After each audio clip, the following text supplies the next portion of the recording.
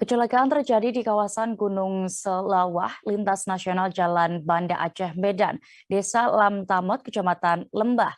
Insiden itu mengakibatkan bus penumpang pelangi berplat nomor BL7919AA dengan mobil Toyota Innova BL1024AE. Terkait kondisi kedua kendaraan itu terlihat ringsek di bagian depan. Saat ini kami sudah terhubung dengan reporter Serambi News, ada rekan Misran Asri yang melaporkan selengkapnya. Silakan rekan Misran. Baik deh, terima kasih deh.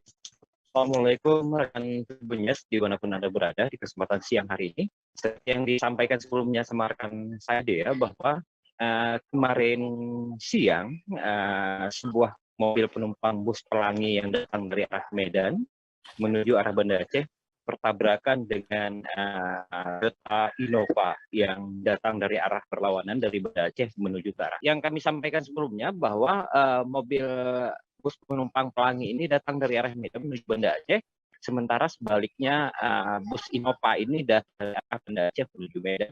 Dan bus ini disopiri oleh Hatta, sementara Innova yang dikemudikan oleh Bismi Samaun ini bertabrakan tepat tidak terpaut jauh dari tikungan Sinaprit.